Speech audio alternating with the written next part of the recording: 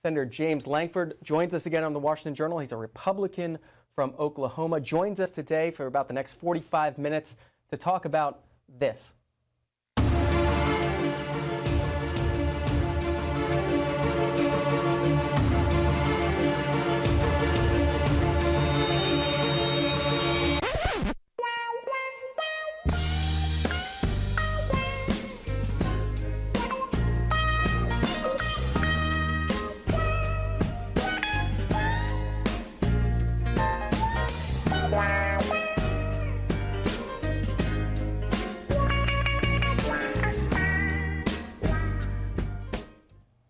That preview, Senator, from your YouTube page. What is this report, and what was that you highlighted? That highlighted was one of many examples that we provide in the book itself of areas where the federal government's doing things that are uniquely not the federal government's responsibility to do. We have a $19 trillion debt that all of America knows about. It just seems that this city is not serious about. And what I'm trying to push out is, here is a set of examples while we're talking about how much money is being spent of areas that I don't think most Americans would look at and say, that's a critical national priority and we should add more debt to make sure that we fund that. When you're talking about spending $300,000 on trying to fund a dating study for senior adults to find out senior adults that are previously married, how they handle dating then later in life, that's not really a national priority that I think most people would look at right now. About $300,000 directed towards that effort. As part of this report, you also propose solutions to each one of these federal fumbles, as you're talking about. How do you fix that? Well, that's an easy one. You just tell them we don't do research like that. That's not a critical national priority. We fund research that is a critical national priority, and we stay focused in on those areas. There may be things that people want to do, but those things that you want to do, you wait until you actually get the critical things that have to be done. First things first, we've got to get back to a balanced budget. There are ways to do that. We try to articulate some of those issues and to say, here are ways that we could actually get back to a balanced budget rather than complain about this. And with each one of them, we try to identify a solution. So we talk about wasteful spending, we talk about duplication, we talk about areas where the federal government's out of its lane, and we talk about regulatory overreach, ways that the economy is slowing down that's affecting our day-to-day life and job creation in America because the federal government's over-regulating in some areas.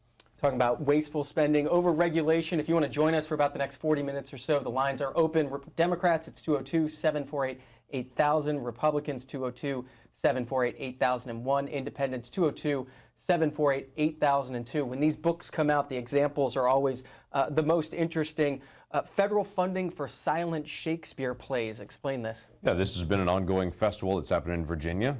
So the folks in Washington, D.C. and the Northern Virginia area can enjoy going to a silent Shakespeare event. The problem is the people from my state, from Oklahoma, and people from other states all around the country are helping fund an event that's really not, again, in the national priority. If the folks that are in that area want to be able to have a silent Shakespeare festival, they're certainly welcome to do that. There's nothing wrong, I guess, with silent Shakespeare, though it seemed that Shakespeare seemed to be known for his words, not for his silence.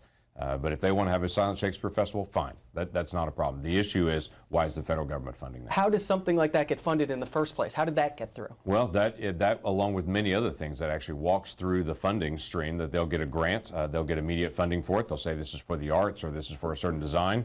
Again, there's nothing wrong with the arts. There's nothing wrong with individual projects around the country. The problem is, right now, with a $19 trillion debt, can we afford to do this? Is there a way to get back to balance and we actually do the things that are critical to the federal government? I try to emphasize in this town because it seems that everyone's lost track of debt at this point.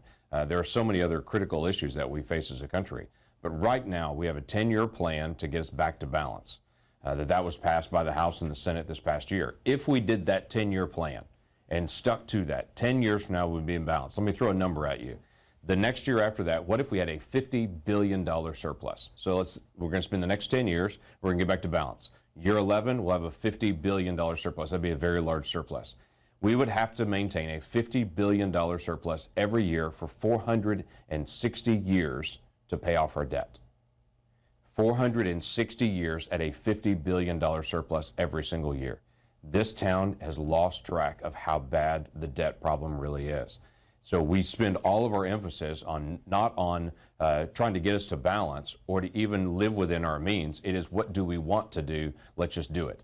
Every state in the United States, with the exception of one, has a requirement to balance their budget every single year, 49. So every state works every year to say, how much money do we have? coming in, how much can we spend, and they all live within their means. Every business does that, every family does that. The federal government instead chooses on funding, what do we want to spend on, rather than how much do we actually have to actually spend.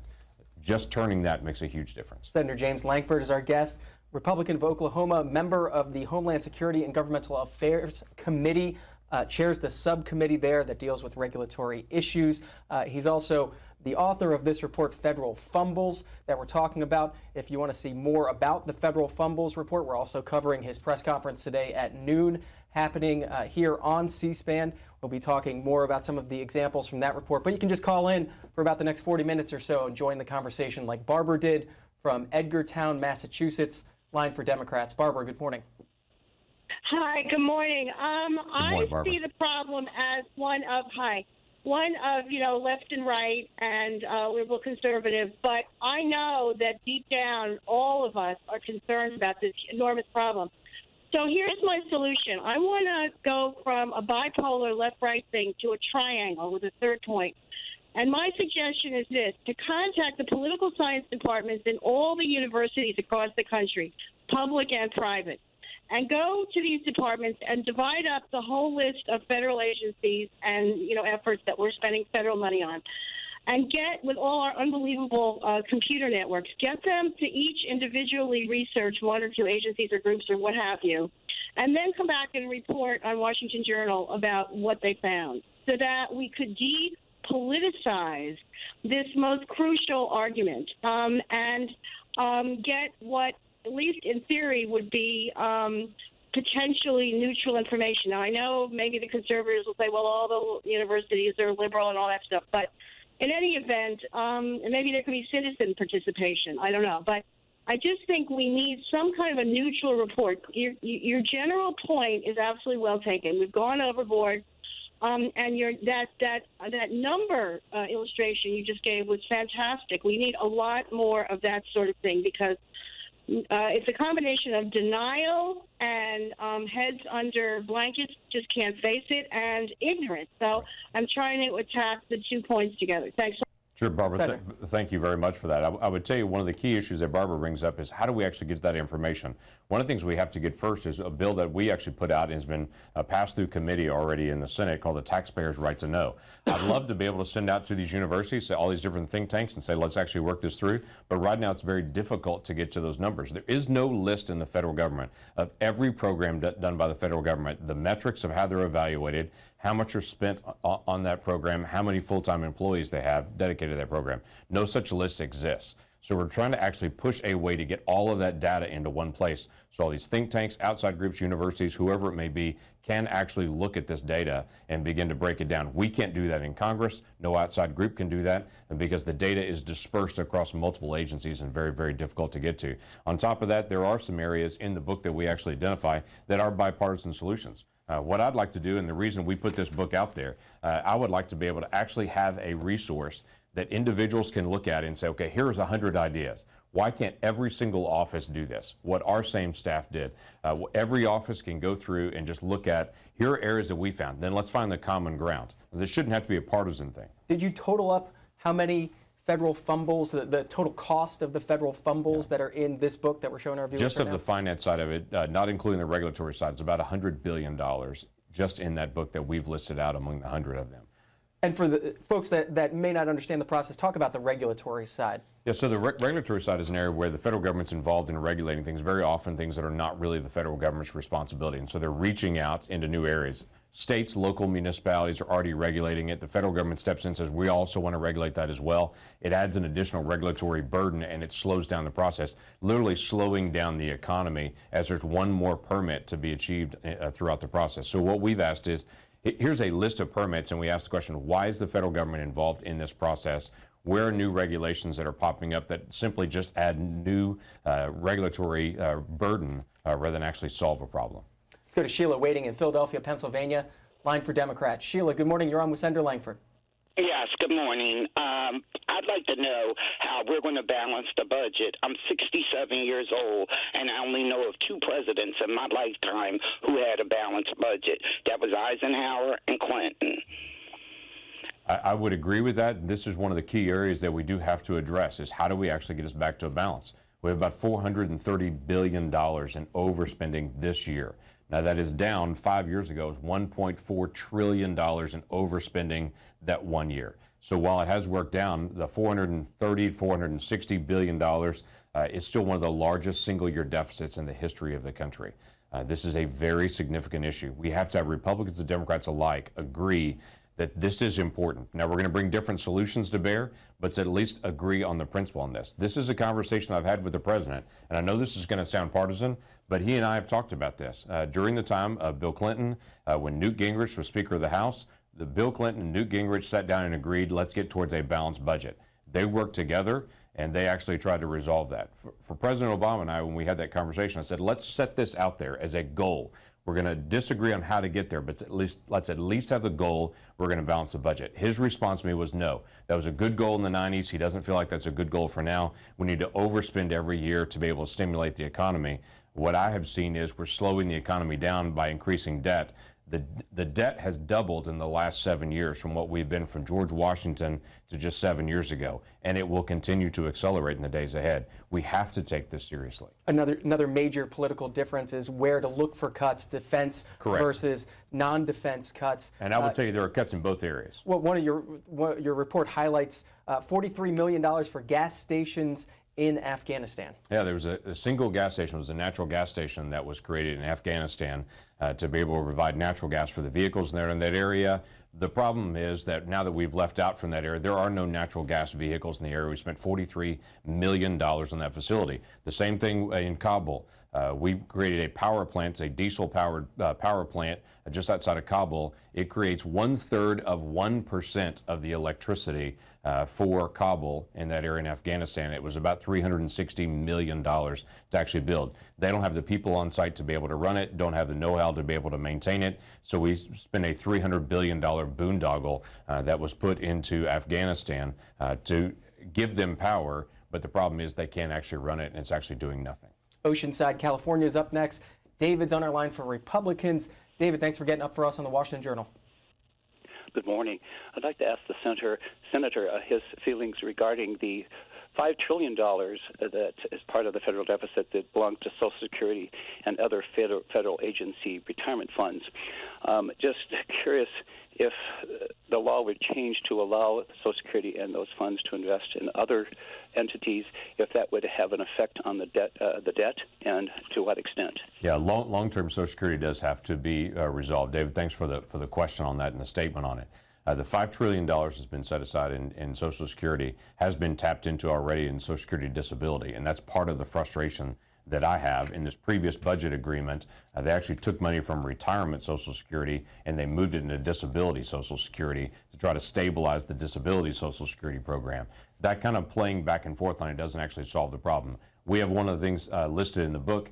There is a way to be able to help stabilize disability Social Security simply by stating if you have disability Social Security, which by definition you cannot work, you shouldn't also be able to get unemployment insurance, and you shouldn't also be able to get trade assistance authority. Those, by definition, you have to work. So literally a person could get trade assistance authority, unemployment insurance, and Social Security disability all in the same month. I would say that's incorrect. What's interesting on this is President Obama has even recommended that same area to say you should not be able to get unemployment insurance and disability insurance at the exact same time. It's an area of common ground. We should be able to resolve that. That was not done in the budget agreement just a month ago now when we dealt with Social Security disability, but we have to resolve that. Let's go to Michigan, where Gary is waiting on our line for Democrats. Gary, good morning. You're on with Senator Lankford. Good morning. I'm calling in reference to why are you not talking about what your party is doing at the present time with the Benghazi committee? There's a waste of money right there. And now you're going to have another committee for Planned Parenthood. Sorry, I thought you were done, Gary. Go ahead. Go ahead, Gary. I think we lost All right, Gary, let me go ahead and answer that question. This is something that Congress typically does. We get a chance to study things. If you want to look at studies over the course of the past several decades, Congress pulls information in, sits down, does the study, and evaluates it. As far as for Benghazi, I would tell you that the Benghazi study is extremely important because the lessons were not learned from Kenya, during that bombing in 1984. If you took the Accountability Review report from 1984 after the Kenya bombings, you put it next to the original Benghazi report from the Accountability Review Board after it was done, they would look almost identical, telling me we did not learn the lessons before of the bombing in Kenya. There are important lessons to learn. I understand there's some folks that focus on this is just about Hillary Clinton. I would tell you when Trey Gowdy and that report is finished, you will see there's a lot of other information there in the days ahead to be able to hold the State Department to account to say, if we're going to have American personnel overseas in these areas, how do we actually defend them? I have individual families in Oklahoma that have caught me and have said, my son or daughter currently serves with the State Department around the world in different facilities. How can we know that they're being in that they are currently in the most secure facility that we can put them in as Americans? Those are important questions to be able to resolve as well. The caller brings up Planned Parenthood. Here's a front page story from today's Washington Post. The shooting at the Planned Parenthood facility in Colorado stirs debate over abortion foes' tough rhetoric.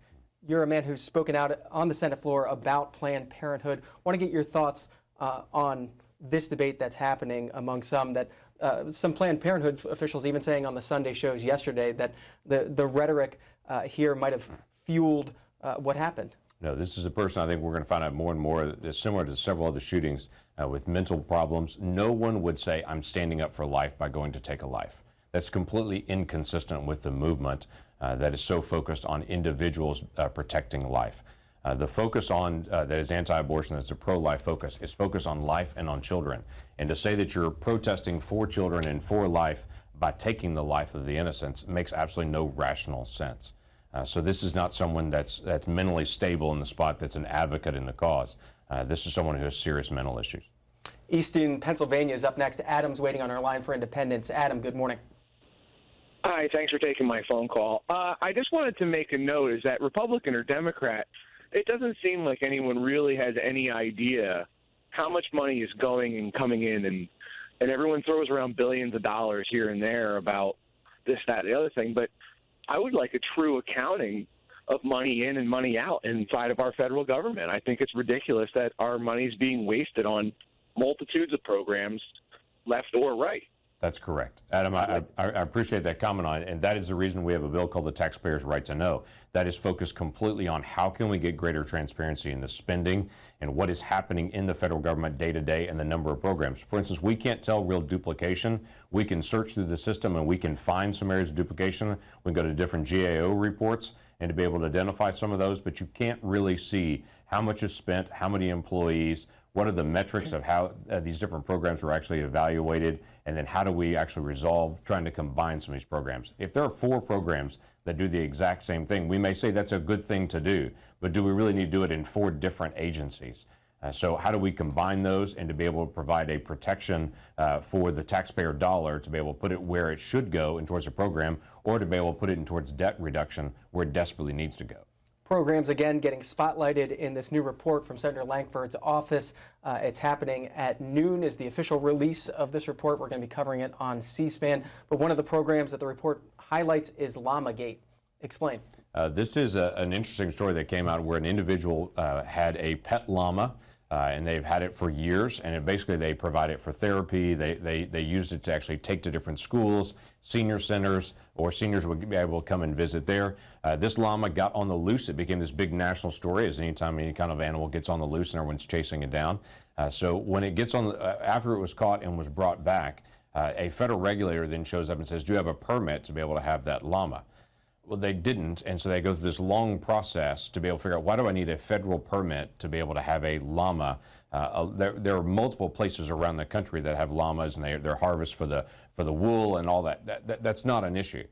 But it's suddenly you have to have a federal permit was just an example of why is a federal permit required for an individual to be able to have a llama. They've not gone through the permitting process. What has been their retirement program to be able to have this llama and to be able to travel around for petting zoos is suddenly gone away. So it's not a health issue. Local folks actually take care of the health of the individuals to make sure that there's not a health issue with a llama. But there's a strange thing with all the pursuit of new federal permits, and we thought the llama was a good example of the overreach of the federal government with permitting. And also an example of the regulatory side that you look at in this report. Previous iterations of this book were called the Waste Book by your predecessor, Tom Coburn.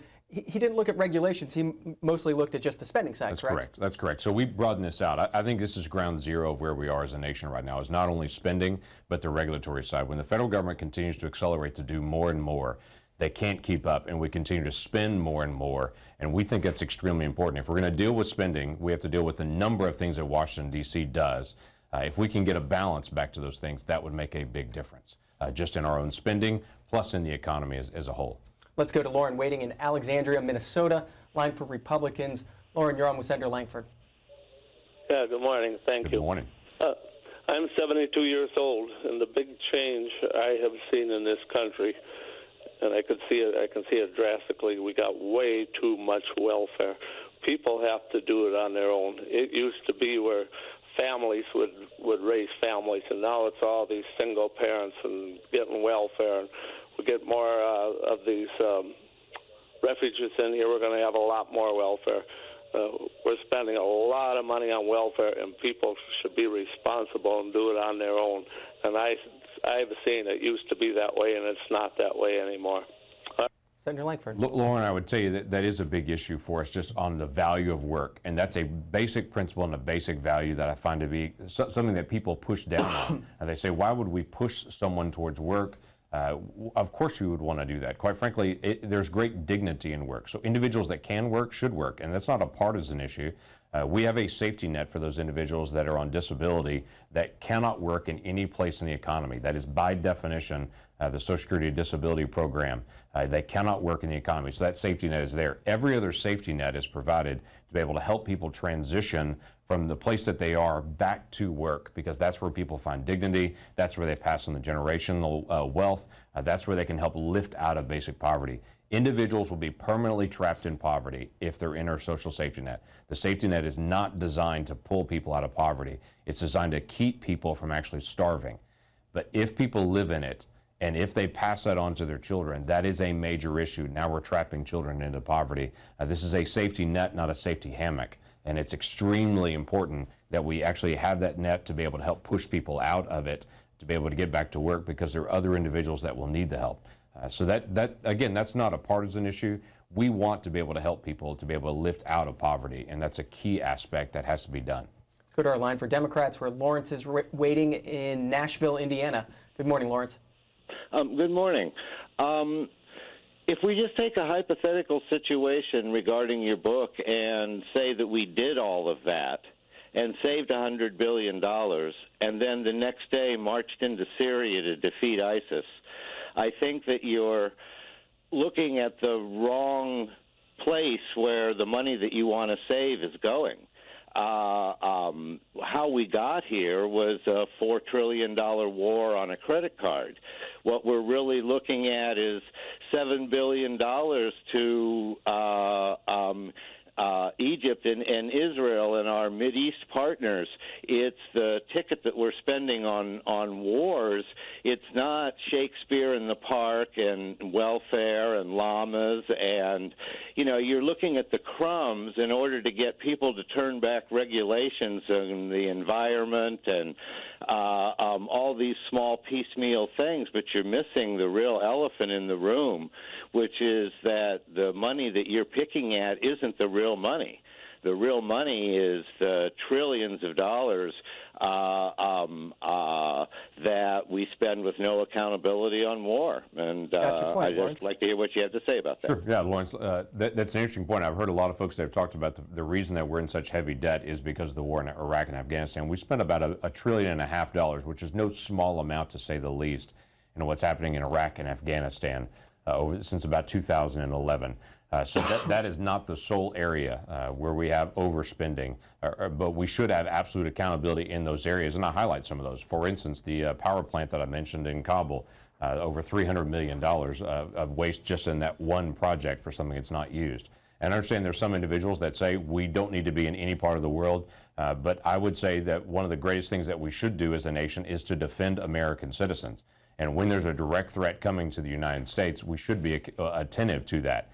We spend on defense what we need to spend on defense in the most efficient way possible to make sure that we defend America and our allies around the world.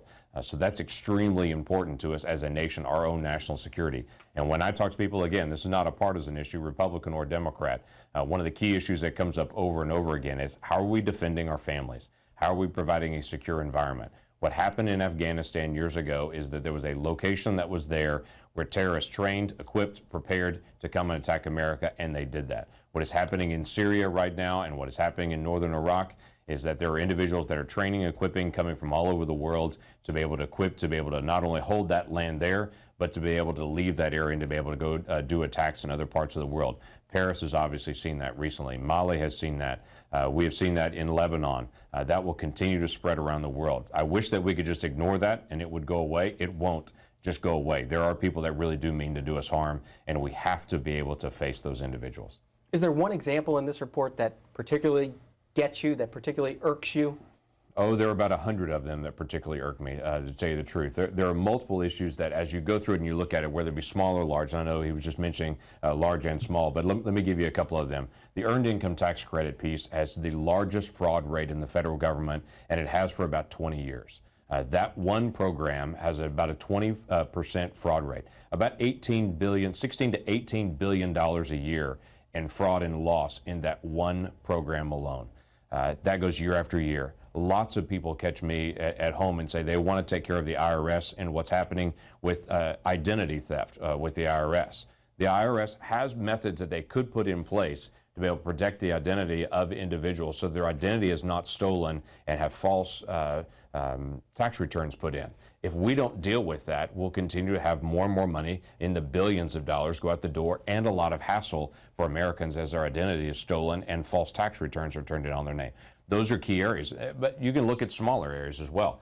There was a solar panel installation, about $8 billion that was done in the VA Center in Arkansas. Where they did the solar panel installation, as they were getting ready to do it, they then changed their mind and said, no, we're going to put a parking garage in this area. So they took the solar panels out, built the parking garage, put them back on. It will take about 40 years of use of those solar panels just to pay for their installation in that facility. And before you even break even on the install on it. So it's just not wise use. No one would do that. No one would put in solar panels on their roof knowing it would take 40 years to actually pay off of continuous use for them to actually just pay for themselves at all. So it's just not smart use. Page 92 of the report that's being released today, Solar Burn, talks about that specific spending. Back to the phones. Dave is in Hammond, Indiana. Line for Independence. Dave, good morning. Morning, Senator. I'm not really a Republican. I'm a conservative. What I see as the main problem with what's going on today is that we've got away from our Constitution. The Constitution only uses the word provide one time, and that's to provide for the common defense. It doesn't say provide welfare. It doesn't say provide anything. So we want to start saving spending. Here's what you do. You cut out the Department of Education. That's not a federal responsibility. You cut out agriculture. That's not a federal responsibility. You cut out the EPA. That's not a federal responsibility. All these agencies, you stop them. You go back to providing what the Constitution tells you to provide for. I don't care if 100% of the budget goes to defense as long as I'm not being attacked. I was in Vietnam. I know what that's like. I don't want to go through incompetent leadership. Here's another thing. Why don't you get an amendment to do away with the income tax? The only income tax was only put in to fund socialism. You can't fund socialism on a consumption tax. You can't do it. Now, I'm sure that the people of Oklahoma love Oklahoma a whole lot more than the people who live in Indiana, where I live. I love Indiana. And believe it or not, if Washington was nuked tomorrow, Indiana would still figure out how to grow our corn and build our roads. If you want a road project, then pay for your interstate. That ought to be come out of the Defense Department. That was put in by Eisenhower. I'm 66 years old as a defense thing. It wasn't put in, I mean, it was put in for travel, but mainly for defense, so we could get our military around the country. So stop spending money. Here's another thing. How about we don't let the government spend money they don't have?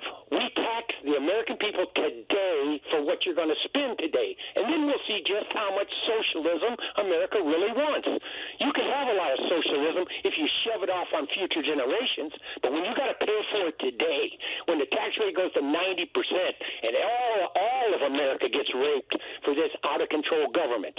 So until you cut this federal government back to what it's supposed to be, we're going to continue in this problem, just choking our grandkids. All right. Yeah, Senator Lankford. that is one of the areas that I talked about originally when we first started this conversation. Is every state functions under this same principle. You see how much revenue is coming in, how much money do we actually have as a state on it, and then you budget based on those and you make hard decisions. When there are hard decisions to be made, you make them because you're required to have a balanced budget. The federal government does not have a requirement to have a balanced budget. Until that requirement actually comes in, this federal government in Washington, D.C. is going to focus on what can we spend on rather than what do we actually have to be able to actually spend on. Until we actually flip that over, which it desperately needs to occur, we will constantly have this overspending. And it's one of the big challenges that the states actually look at and say, we can't overspend. And so the states will actually come to the federal government and they'll ask the question, we want additional money for X, Y, and Z, for roads, for programs, for different things. So send us different monies for this because we can't go into debt. The federal government can. And so they want the extra money on that. The federal government should function within its means. And if you function within your means and actually get back to a balanced budget, then you start to make the hard decisions to say, this may be something that people want to do. We don't have the money to actually do that. And we get back to actually doing what we have to do and keep the priority the priority. Caller wanted to eliminate the Departments of Education, Agriculture, and the U.S. EPA. If you were in charge and had the power to do it, would you eliminate any or all Yeah, of let me those? just give you a good example of that. The Department of Education has become a national school board. There's no reason for us to have a national school board. We have school boards in every location all around the country, and states have that responsibility. The only connection that the National Department of Education should have to education in local areas is for military bases and dealing with tribal education. But even in tribal education, there's duplication because the Bureau of Indian Affairs also has a big chunk, and the Department of Education has a big chunk on tribal education. They're not coordinated together, and there's duplication even in that area. So yes, there's a role in education, but it's on military bases, on tribal areas. Both of those are being done poorly. If they'll get back to doing their responsibility and not trying to do every state's responsibility, that would certainly help.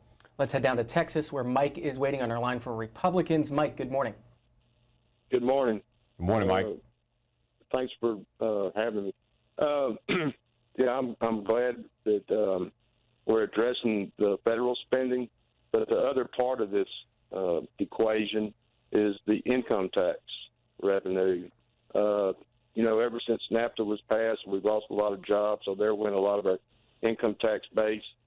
My question to you, though, is with regard to our income tax revenue in the private sector and the corporate sector, do you feel like there needs to be changes? Because I feel a lot of people think those people in the private sector are wealthy, and, of course, big business aren't paying their fair share of tax.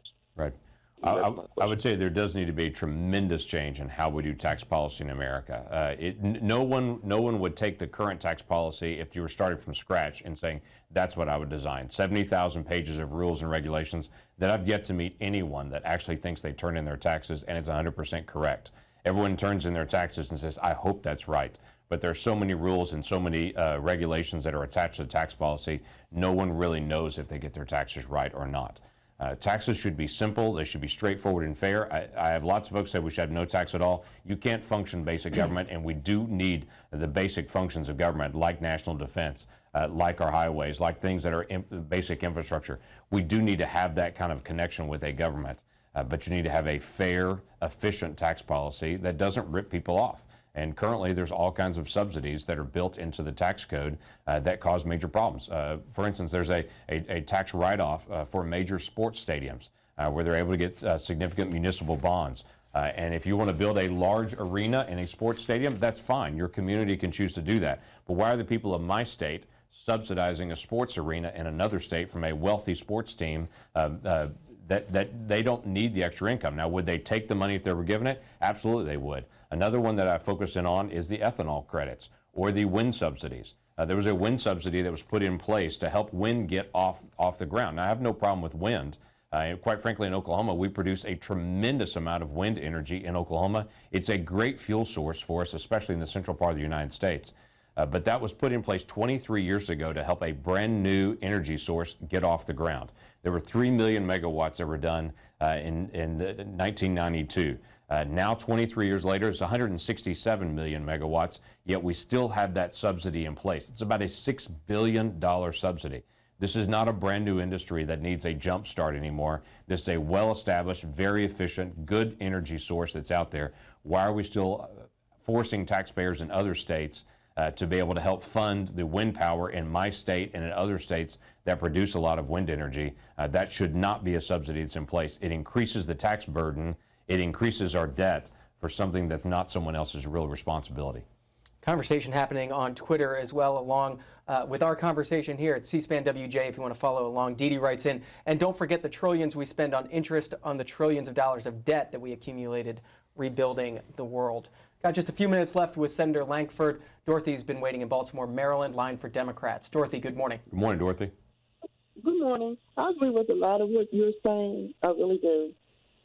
But I have one thing. I have a suggestion, but I also have another thing.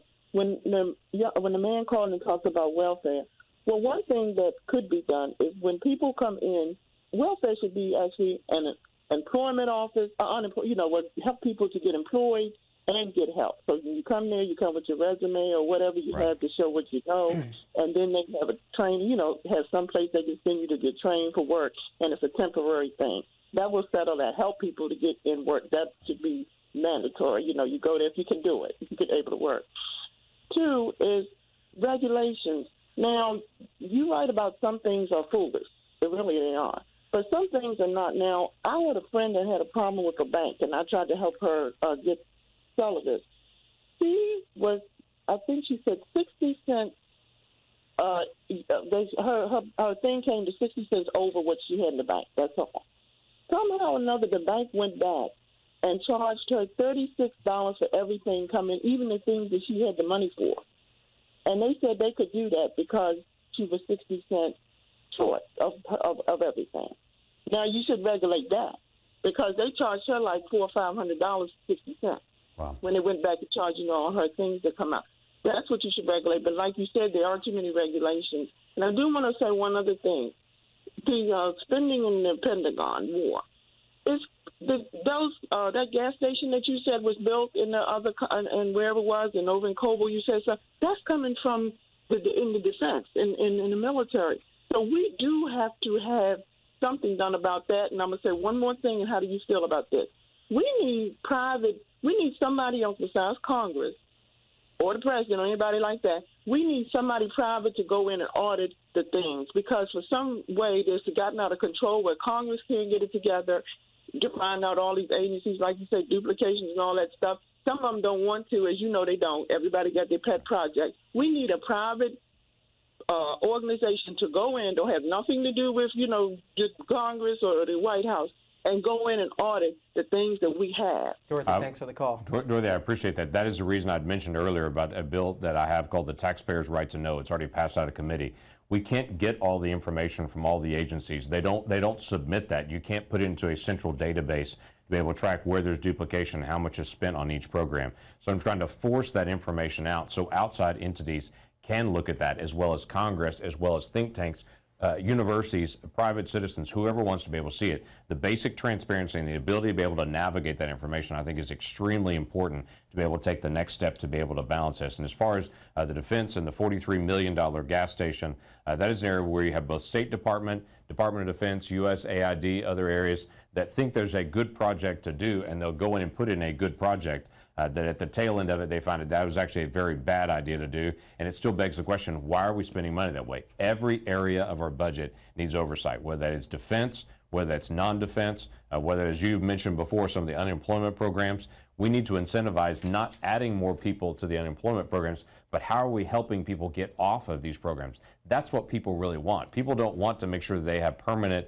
ability to be able to get a check. They want to know, how do I transition off of this and to be able to get back to work so I can support my own family and teach my kids, here's how to be able to work and here's how to have a better life. Dorothy makes the point during her comments that there are good regulations that can help and bad regulations. Where do you personally draw the line between a good regulation and a bad regulation? Yeah, there's a couple of things that I identify on that. One is, does it slow down the economy unnecessarily? The other one is it something that the federal government should regulate at all? If the federal government shouldn't regulate that, why are they regulating that? If it's a state or a city that does that. Let me give you an example. As she mentioned, banking regulations. The banks and financial institutions are some of the most regulated entities in all of America. But we continue to add new layers on them. The Dodd-Frank was supposed to capture some of the big banks, but it ended up capturing all the small community banks. Since Dodd-Frank was passed until now, there have been 7 banks started in America in that limited time. The regulations are now so large, it's very difficult for small communities and rural communities to be able to get a new bank started. It's also very difficult to get a home loan in many parts of America now because of what's called the qualified mortgage. That QM rule extends to so many banks in so many places that it's tough to be able to get a home mortgage. And people that have always gone to their bank and have gotten a home mortgage there, now their local rural banks are telling them, I can't do it anymore based on new regulations that are coming from Washington. So they may have given a home loan to their grandfather and to their parents, but they can't do a home loan for them anymore. And it's incredibly frustrating for many areas of the country. And it's a new layer of regulations that are added that don't seem to help anyone. Senator James Lankford of Oklahoma will be talking more about this today at noon at his press conference, talking about the federal Fumbles report, 100 ways that the government has dropped the ball. We'll be covering it here on C-SPAN at noon. Thank you, sir, for your time this morning. Thank you very much. Glad to have the conversation. And that's our show for today. We'll see you